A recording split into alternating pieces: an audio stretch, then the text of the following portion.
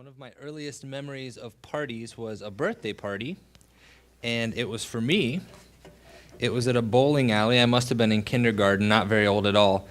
And my parents threw this surprise party for me. A bunch of my little tyke friends were there, and the thing I remember most about it was I don't think we bowled. I don't even think we were old enough to bowl, but I remember the cake and I remember the presents. You ever been a kid and you've heard of this phenomenon where people will throw parties, but they'll put on the invitation, no gifts? That's the most senseless thing a kid has ever heard. Thankfully, my parents did not do that. And so in those early birthday parties, there was always gifts involved. And whatever it was always fun to get them. And then there was that one day when the party was no longer my party. I was invited to somebody else's party. And we went to the store, and I picked out a gift that I thought my friend would really like, a.k.a. a gift that I really liked. And I had to realize I didn't get to keep it. My parents bought this gift that I wanted, but then I had to give it away. Do you remember that first transitional moment where you're giving a gift that you'd really like to keep? And your parents have to kind of go, psh, let it go. We got it for them. And now as my son begins to go to parties, same phenomenon happens. There's a perspective that he has as his birthday comes. This is for me. This party is centered around me, and the gifts come to me, which is great. But then there's also the reality that most of the parties that you go to in a year are not for you, and you have to learn how to give something away too. I love the church, and I believe in the church in general, all across the world. I think it's the mightiest force that God has put on the planet. But I have this ongoing concern. It's a quiet concern, but it's consistent. It persists in my heart over years. And the concern is that as you come, my goal is that I could give you something when you're here. I don't want you to come so that I can get something from you as much as wanting to give something to you. And I hope that that's your experience of the church. Our desire as a church is to give something to you. But over time, the concern is that you could become so accustomed to receiving that you misunderstand what the church is. That your Christianity could be described best as a consumer. That just like a parent, I want my child to be able to receive gifts and enjoy them, but I also want him to learn as he gets older that he is part of the contribution. It's his role to give too, and I want him to experience the joy and the sacrifice of giving gifts to other people. And so if you're here and you've been a part of the church and you've been a part of our culture in our nation for a while, I'm just so concerned that you'll become a really fine consumer, that your palates for ministry will get so refined that you'll be so critical of the gifts that are being given to you that you'll miss the tremendous part of your role as a giver. Now listen, this isn't just so what somebody else can get from you. It's also part of our maturity. As we get older, we will stunt our own growth if we don't learn to give. You would say this about me if I only went to parties that were for me. If I only accepted gifts that were from others and never gave anything to anyone else, you'd say, that person isn't very mature.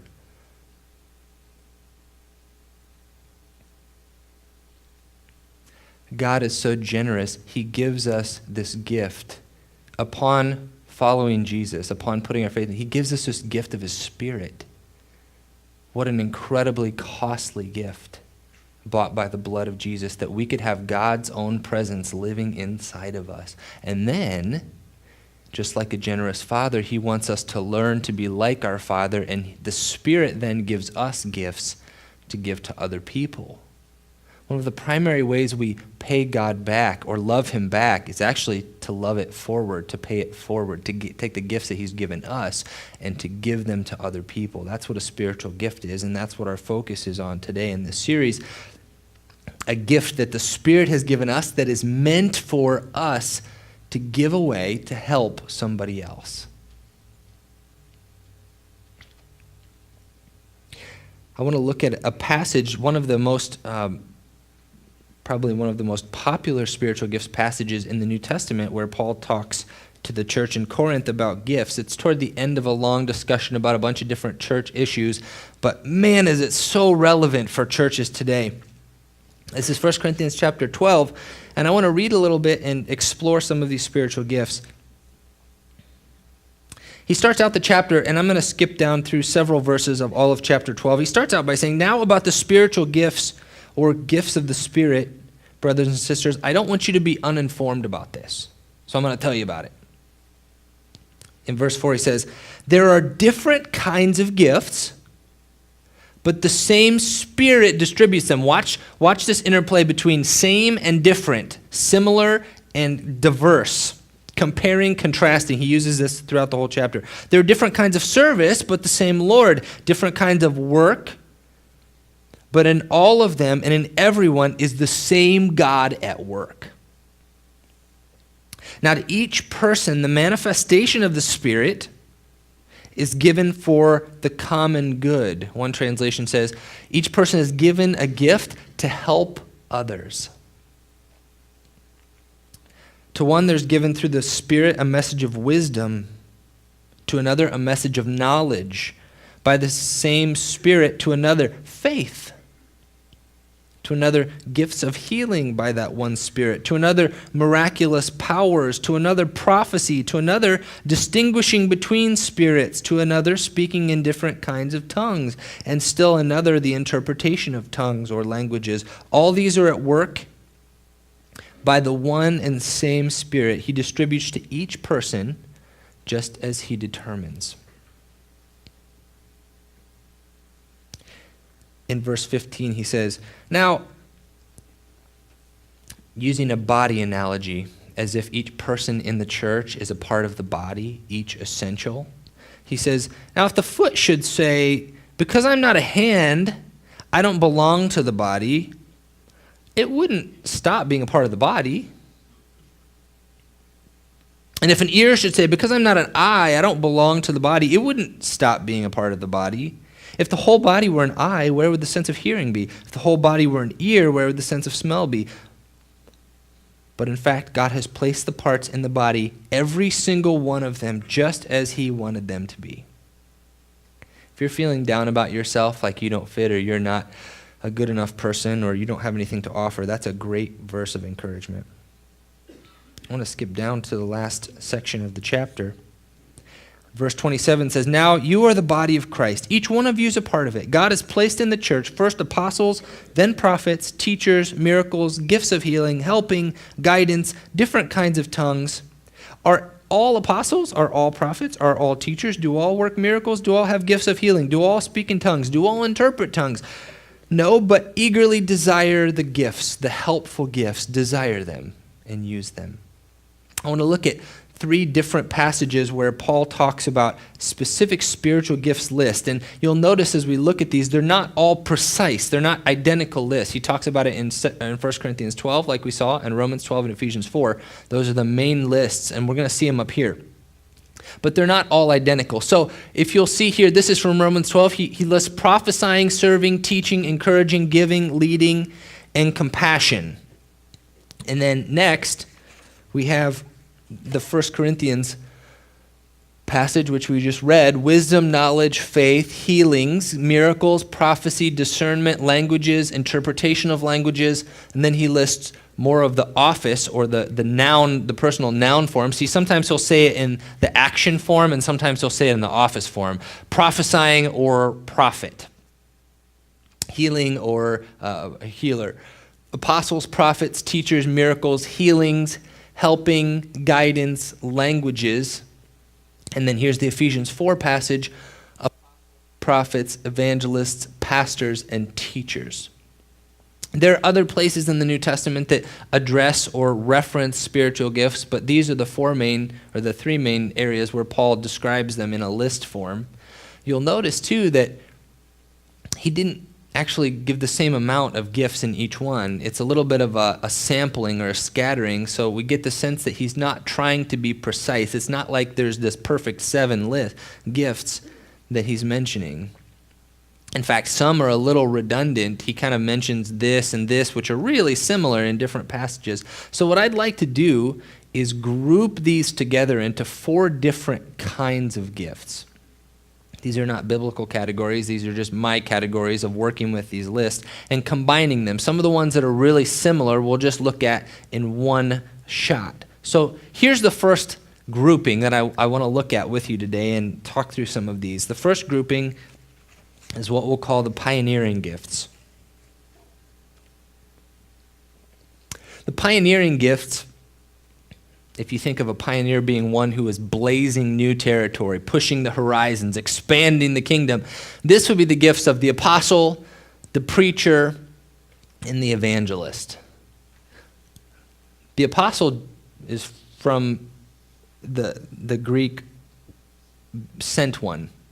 Jesus sent his 12 disciples. After he left, he sent them to do the mission. They were originally formed the 12 apostles. That term extended to others, including Paul. But it simply means someone who is sent by Jesus with his authority to expand the kingdom.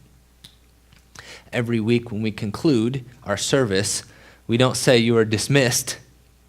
We say you are sent with the authority of the Spirit of God in your life to be his light and love to the world. You're an apostle. But specifically, this gift is for those who are pioneering. The second one, we could say prophet, but I translated it preacher because that's a little more familiar to our ears. The idea of the prophet or preacher from this gift is someone who has a word from God to the people of God. This is primarily what the prophets have done throughout the Old Testament. They heard from God, and then they took that word from God, that timely message, and they delivered it to the people. Now, sometimes prophets foretold the future, but that wasn't the essence of their role. They embodied and spoke the word of God to the people. Evangelist. Who's the person that comes to your mind first as a modern-day evangelist? Billy Graham. Yeah, me too. That was the first person I thought of. Just somebody who you can't think of them without thinking about, wow, they really are on fire for Jesus. They're always leading other people to Jesus. There are certain people like that. They're just natural evangelists. His staff said that Billy Graham has led over 3.2 million people to put their faith in Jesus, they've responded to his invitation. Isn't that incredible? What an evangelist.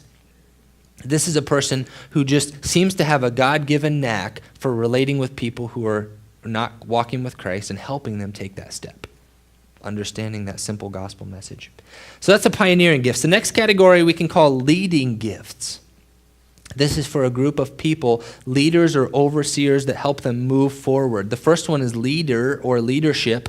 Sometimes translations will include administrator, but these all have the same function. Leadership, administration in this context really meant somebody who is governing or overseeing or leading a group of people. A great example in the Old Testament of this would be Moses, phenomenal biblical leader. He took people from point A to point B with a little bit of roundabout in between, 40 years in the desert. But he moved people to where God wanted them to be. Second one is, I've translated it shepherd. Some translations will say pastor as one of the offices God has appointed.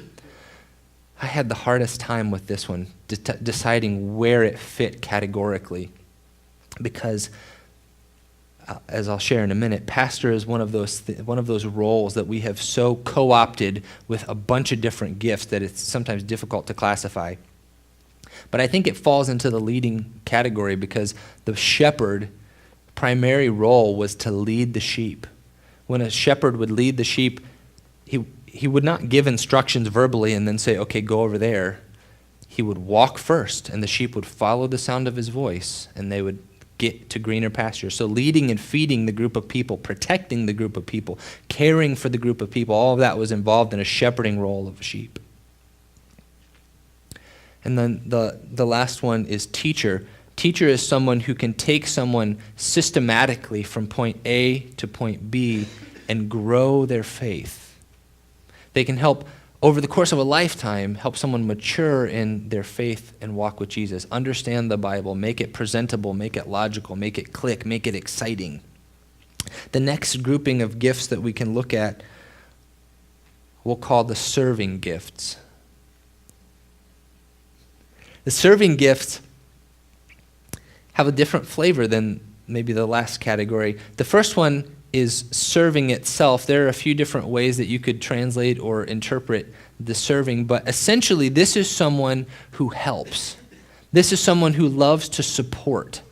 This is someone, if we took an image from Acts chapter 6, do you remember that story in Acts chapter 6 where there kind of became a little bit of conflict about who's getting helped in the church and who's getting not? Some widows were getting more care and food than others.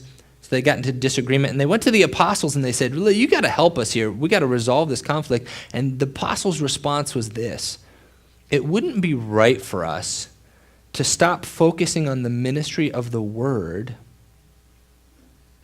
in order to wait tables, in order to do the serving of the resources.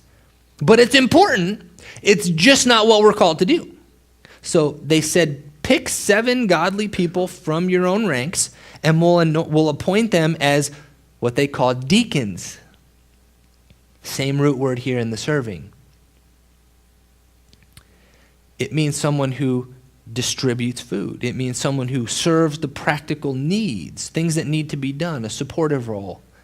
If you know our staff well, you know that Dina Freeman is a great example of someone who is a supportive role, serving, gets things done, and we work closely together. She's our office manager. I love it because she's able to do so many things that need to be done, incredibly essential. And it allows us to tag team and focus on the areas of our strength. In fact, when I asked her this last week if I could mention her name about being a good example, her response was, yes, as long as I don't have to say anything up front. This is a perfect example of someone in the serving role. I don't want to get up and talk in front of people. I don't want people to know that I'm there. Just let me serve. Let me make a difference behind the scenes. Man, it's such a great gift for the body. Giving is the next one. This is specifically giving resources, sharing stuff or finances. There are some people that God has given a lot of generosity, and they just are beyond the norm in terms of giving. Now, this does not mean, just like any of these spiritual gifts, this does not mean everyone else is exempt from giving. We don't get to say, well, gee, that's not my spiritual gift. I'm not going to give. I have always, as long as I can remember, from whenever I started earning money, the first thing that I would do with that money is take the first 10% of it and give it to the local church that I was attending. It's just incredibly important. And somehow along the way, I think it's helpful to hear and to learn that being a generous giver, taking what God gives us and giving the first portion of it to Him through the church, is essential for everyone. Even when we weren't making much, my wife and I would always take the first 10th of all of our paychecks, whether we were working in church or whether we weren't, and give it to the local church. That was just a priority for us. Whether we were poor or we've never been rich, so at any time.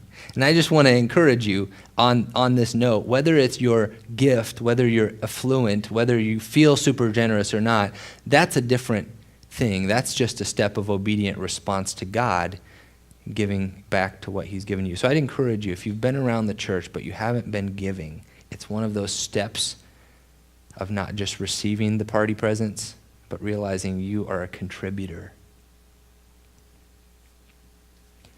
But some have extra resources and extra generosity. Isn't it nice when you find a person who God has matched up both?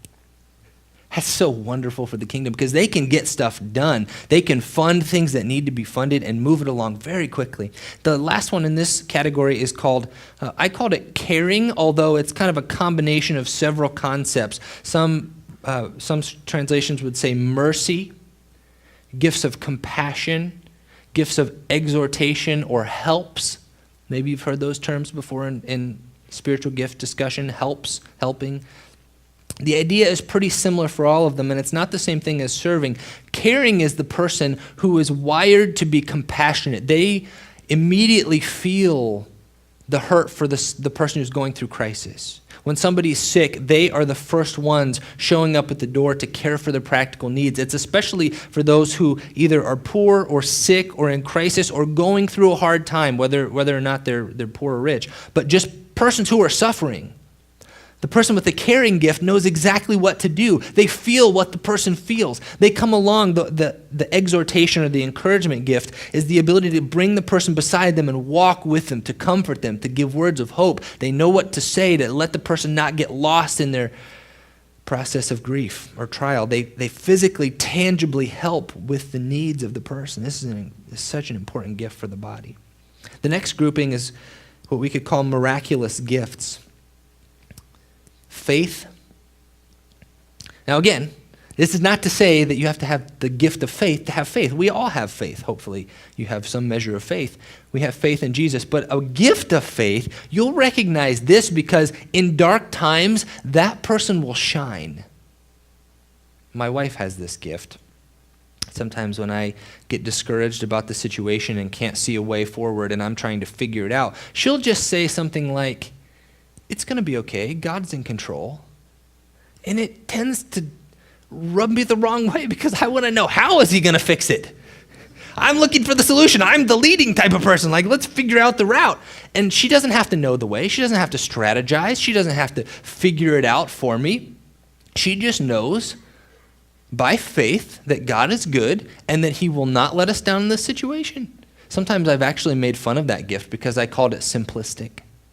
But then I realized God had given her the gift of faith, and it was meant to inspire other people's faith when they couldn't see a way. The next gift is the gift of healing, or probably better to say the gift of healings, various kinds of physical healings. We talked about that a few weeks ago, but some people whom God has gifted to pray for and heal the sick. I know maybe one or two people in our congregation that have this gift, but wouldn't it be great to discover that there were more who have this kind of gift? Some of you are in physical situations where you wish you knew a lot more friends who had this gift. You'd go to them more often and have them pray. Next is the gift of miracles. The root word here, dunamis, comes from the same root as our word dynamite. It means power to display God's work.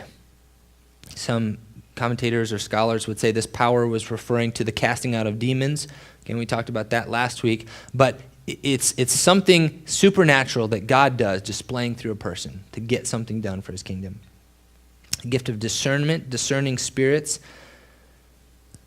Most translations will say something like distinguishing between or discerning between spirits. This is a God-given ability to recognize whether a word or a message or an intent is from God or from a different spirit, from it, whether it's godly or whether it's demonic, and using that discernment to help carry out God's purposes. The last one is languages, sometimes translated tongues, sometimes causing a lot of controversy in churches over this particular spiritual gift. Man, this has caused a lot of controversy in churches over the years. The word glossa, the root word is where we get our root word glossary. It just means languages, the ability to speak in different languages that you don't know. This isn't somebody who's really skilled at learning languages. This is somebody like Acts chapter 2, whom God just kind of, now you can speak in languages that you don't know, or you can interpret languages that you don't know. And this also is brought at the edge of a discussion of personal private prayer language, where you can pray to God in a language that is not really known or not a human language, and more of a direct communication. Although I don't know if I would call that a spiritual gift if we define it by usefulness to the body, building up and helping others. That would be more of an edification of one's own prayer language. So one of the questions I hope you're asking is, which one is mine? What are my spiritual gifts? Maybe you already identified it. Maybe you've been through things or served enough that you can know right away what your gifts are. But if you're curious, I would just recommend 4 questions that you could ask. If you want to know, what are my spiritual gifts? The first question is, ask God. God, what are my spiritual gifts? The Spirit gave them to you. He can help you understand what they are. He wouldn't give them to you for the purpose of just lying around. God, what are my spiritual gifts? Next question you can ask is to yourself. Ask yourself, what are my spiritual gifts? When I look at that list, what do I resonate with? What absolutely turns me the other way? I don't want to have anything to do with that unless I had to. Sometimes, not always, sometimes those passions, those leanings are indications of the heart that God put in us, the gifts that we have for other people. The third question you can ask is to others. Ask other people what your spiritual gifts are, because remember, they're meant to help other people. If you love to teach and you taught a class and nobody learned a thing, You might have had a fun time, but maybe you don't have the gift of teaching. If you have the gift of teaching, one of the indicators is that people will learn from you. People can actually track you.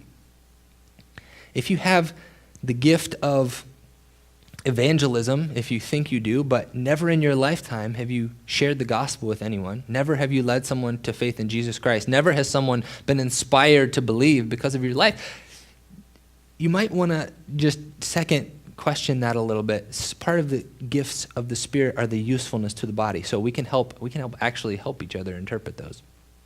And then the last question you can ask is, what needs to be done? What needs to be done? Hey, church leaders, what's important right now that if you had somebody to help, you would be really blessed and it would make a difference for the kingdom? See, sometimes the spiritual gifts can become so self-oriented, so much about self-actualization, so much about fulfilling my destiny, my purpose, my passion, that we lose sight of its usefulness to the church. It's really not about us. It's what God has given us to bless other people. So sometimes the dominant question really is, hey, what needs to be done? We need 13 more trunks. I don't know if my spiritual gift is candy or cars, but I could do a trunk. What needs to be done? Man, we need a couple more nursery volunteers. I don't hate kids. I actually love kids. I don't know if it's my spiritual gift or not, but maybe I'll find out as I volunteer in the nursery. Incredible heart. And there are some people, as a church leader, there are some people with that heart that you go, I don't know what your spiritual gift is, but that is the right heart. And let's use it. As you use those spiritual gifts, as you develop them, as you learn what they are, there are certain pitfalls that are almost anticipated that I want to highlight. There are 5 that I want to highlight so that we can avoid them. These are pitfalls in spiritual gifts, and these are important. I've at least partially fallen into every one of these pits at one point or another. The first one is pride or ranking.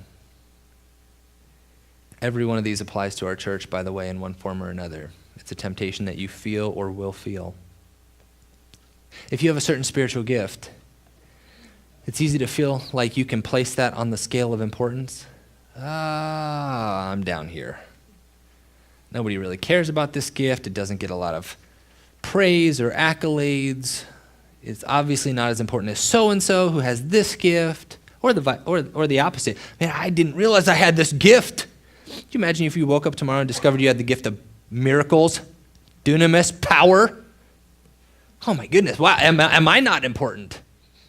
Unbelievable, I have the gift of healing. I spoke into, God used me, and there are stories about this in our community. God used me to speak through me into another language. A person spoke who did not speak English, and I spoke to them in their own language, and they heard it in their own language. Amazing!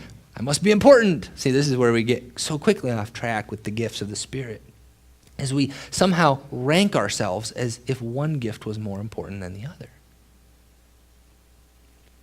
And we take pride. How that would hurt the heart of God if we took pride in the gifts that he gave us. We've lost sight of the fact that he gave us those gifts. Another pitfall to avoid is looking at the pastor or staff and expecting that person to have all of the gifts and therefore do all of the ministry. Like, we've hired you to be the body, minister to us. Sorry, that's just not the way God sets up church. It's actually the body that has the gifts. It's the body that has the same Spirit that is required to minister to one another. There's another pitfall that's similar. The third one is almost the inverse of that. It's letting the gifts of the senior pastor of a church shape the entire identity of the church. Here's how this happens. And this can happen, by the way, in really small churches of 50 or really large churches of 5,000. They can take on such an identity of the senior leader that it negates a lot of the health of the body. So if the senior leader has gifts of evangelism, once I start saying this, you'll understand really quickly how it happens. Senior leader's an evangelist, and therefore, if you come to the church a while, you'll realize we're an outreach kind of church. That's what we do, man. We're just about reaching out to the lost. Senior leader, the senior pastor is huge on caregiving gifts. We're a loving church. Man, we are one of the most loving churches you'll ever find. If somebody's in a crisis, if somebody's hurt, we'll walk through. No, you can't find another church in town that'll care for you as good as we do. Senior pastors' gifts are tongues, languages, healings. Man, God shows up in this church. We are a church filled with the Holy Spirit. You come here, you're gonna encounter God's Spirit. This is what we are about. See how that works? And this is exactly what was happening in Corinth, which is why Paul said, if a foot should say, I'm not a hand, therefore I don't belong, would it stop being a part of the body? Doesn't the body need feet? Doesn't the body need hands? Aren't they both in the right place for the right function? See, when one gift or a cluster of gifts mistakenly gets spotlighted as the important gifts in the church, what happens to everybody else who doesn't have those gifts, to the gifts that aren't as highlighted, that aren't as celebrated? They'll start to think, I guess my gifts aren't important. And then they'll eventually start to wonder, I wonder if my gifts are even welcomed here. Guys, I'm talking to us. I went to a different church that I attended a long time ago. I was a part of a small group. And we had a carry-in dinner. A bunch of young adults. We had a carry-in dinner one night at one of the members' houses. And so my wife and I decided we would bring chips and salsa. We got some good salsa and some good chips, and we brought it. And lo and behold, everyone else in the group had the same idea. So here it is, prime dinner time. And we've got the wonderful variety of chips and salsa. Like, that's not dinner. That's not a carry-in meal. It just became which chips and salsa are your favorite. That's not a good diversity of carry-ins. Like, come to one of our carry-ins, you'll see what a good diversity of a meal looks like. This is how God arranges the church. He doesn't make us all one. How boring, how imbalanced of a church we would be if everybody had the same gifts. You don't walk into a carry-in and say, who brought the chips and salsa? No, I'm thankful for that. You don't walk in and say, who brought the creamed corn? No, that's great. That's a good contribution. The problem becomes if everybody brought the corn. God didn't make us all corn. He made you, you. He made me, because he knows we need each other. That's what a body does. Different parts function. I want to show you on the screen what I think my spiritual gifts are. At least to the best of my understanding.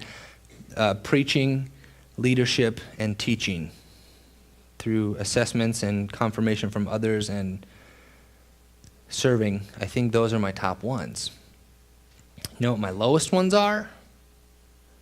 Serving, caring, and languages. Now you need to hear this. I care. It's not to say I don't care. It's not to say I don't want to serve.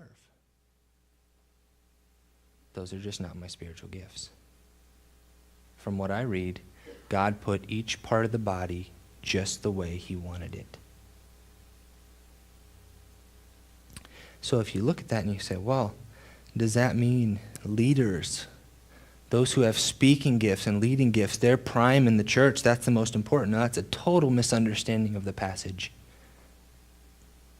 In fact, those with caring gifts, who have inordinate levels of mercy and compassion, who know what to do in those crises moments, who can sit beside, comfort, exhort, encourage those who are going through the sickness, going through the hospital, those who love to serve behind the scenes and get things done, those gifts are incredibly important. Hear me closely. We need you.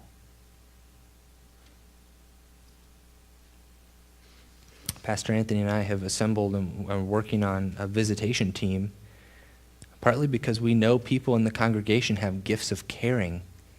And we all need those gifts. We need those gifts to operate. So if you're interested in being a part of that, let us know. We can provide some of the leadership and release you to do your gift, the thing that God made you to do. In fact, a good way to tell what your gifts are is if you look at a church or you start glancing around or go to a new church, the thing that aggravates you the most, man, they're not caring for people well. That's probably because it's your spiritual gift and you can do it better than a lot of people. Maybe you should volunteer instead of complain. If you go to a church, you say, man, that preaching is terrible. Listen, don't say that right now.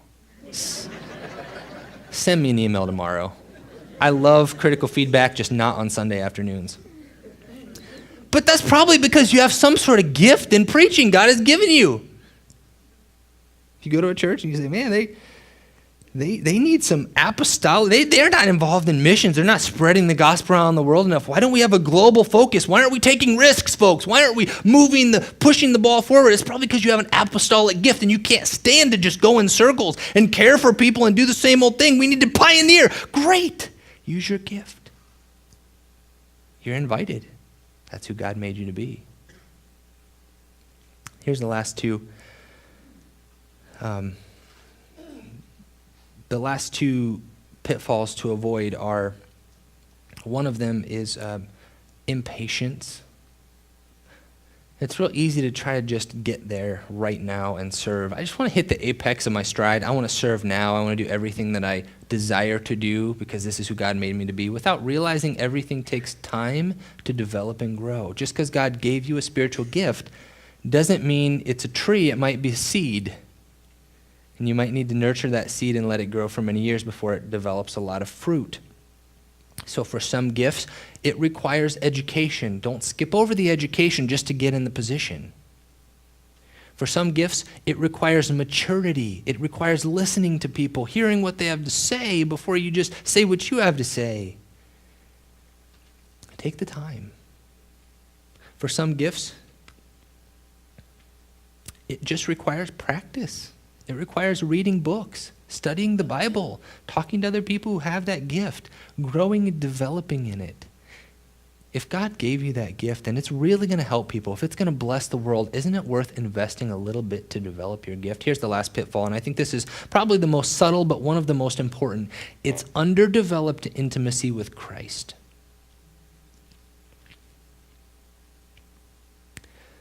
Friends, using our gift is not the goal of the Christian life.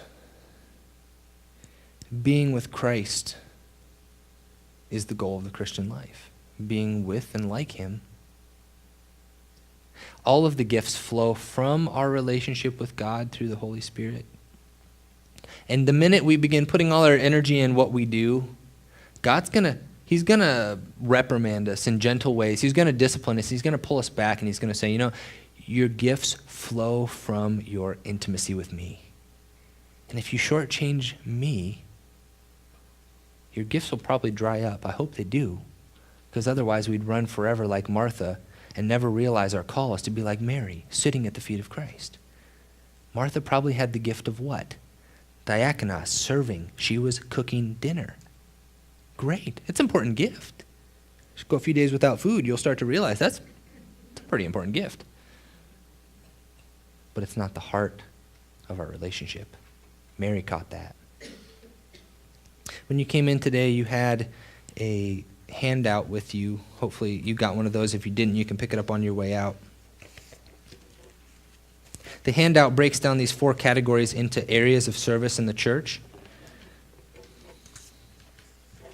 In one way or another, there's probably some place you can serve together with the team here in the church. That's the wonderful thing about the church.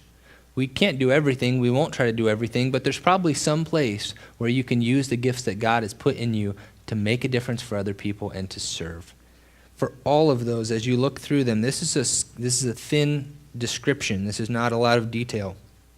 But I just want to encourage you, the entire point of all of the series is not knowledge, it's action. It's knowledge put to work. As you look at those things, if you are serving, by the way, thank you. It's incredible what you do. So many of us serve a ton. But if you realize, I think I have gifts that I've just been holding on to. It's not been pleasing my Father because he didn't buy these gifts so that I could keep. He bought them so that I could give them away. I just encourage you to contact the office and say, I'm curious about that child evangelism fellowship thing. What do they do? Curious about that Wellsprings team. I'm curious about that visitation team. I might be interested in checking it out. What do I need to do? Take a step. As we turn to worship, I just want to remind you all of the response stations are open. You can use any of them at any time, and you don't need to wait for a cue for that. Let's continue with the heart of worship.